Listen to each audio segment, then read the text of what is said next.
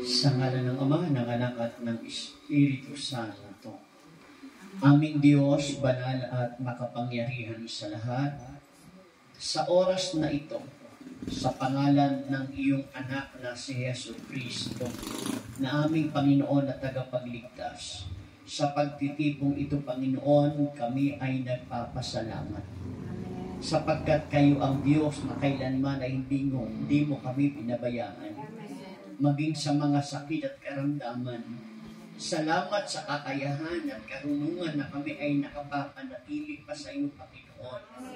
Salamat sa katotohanan ito, na ang iyong salita ang siyang nagpapalakas sa amin. Ang iyong salita ang siyang nagtuturo sa amin na kami ay patuloy na maglingkod sa iyo, sapagkat tunay nga ang iyong sinabi, ang manatiling tapat hanggang wakas ang siyang maliligtas. Dalangin namin, Panginoon, na patuloy kang maawa sa amin. Hugasan kami ng dugo ni Yesu Cristo sa aming katawan, kaluluwa at espiritu, upang kami ay maging karapat-dapat na pagpapalain ng mabuting balita. O Diyos, pagpalain ang lugar na ito. Pagpalain ang bawat isa sa aming tumugon sa iyong panawagan at ngayon ay naririto. Sa sandaling ito, O Diyos, dalangin po namin sa maikling oras, kayo po, O Diyos, ang siyang magturo. Kayo ang tumayo sa aking pagtayo at magsalita sa aking pagsasalita. At inaangking ko, Panginoon, ang iyong mga salita ang siyang magpapala sa amin. Kasama ang aming mga mahal sa buhay. Sa iyo, O Diyos, ang lahat ng kapurihan ngayon at magpakailanman, sa ngalan ng Ama, ng Anak at ng Espiritu Santo. Amen and amen. Palakpakan natin ang Panginoon. Isa pong mabiyaya at pinagpalang hapon po sa inyong lahat. Okay, makakaupo na tayo sa presensya ng Diyos. Maikling sandali lamang ito, kaya inaanyayahan ko kayong i-focus ninyo ang inyo pong pagkikinig at i-focus natin ang ating unawa sa salita ng Diyos. Ang mensahe ng Panginoon ay pinamagatan natin itong paglilinis sa templo. Pakiulit po. Paglilinis sa templo. Cleansing the temple. Nung mga panahong iyon, kapistahan, no?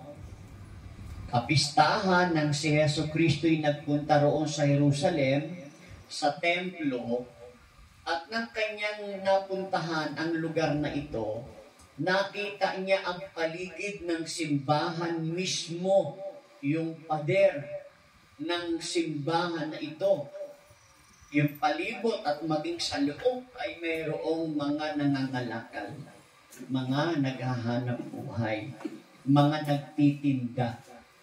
Ang ginawa ng Panginoon, kumuha siya ng lubid at pinaghahagupit niya yung mga nagtitinda doon.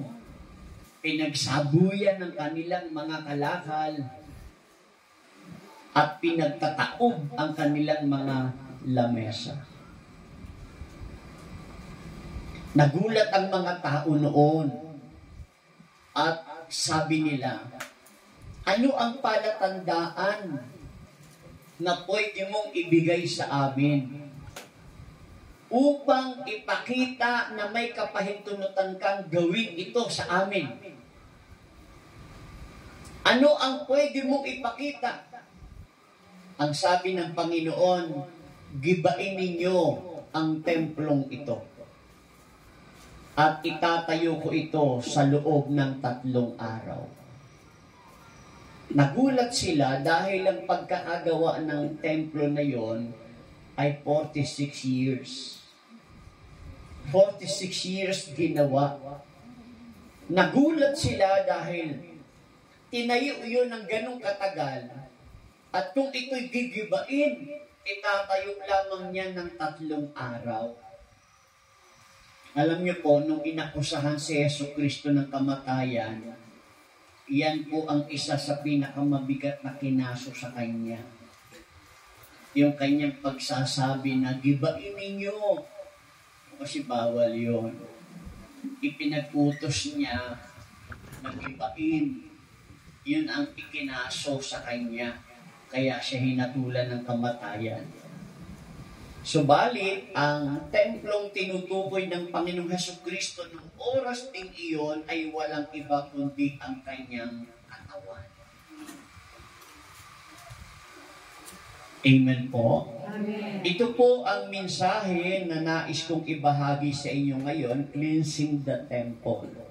Paglilinis sa templo.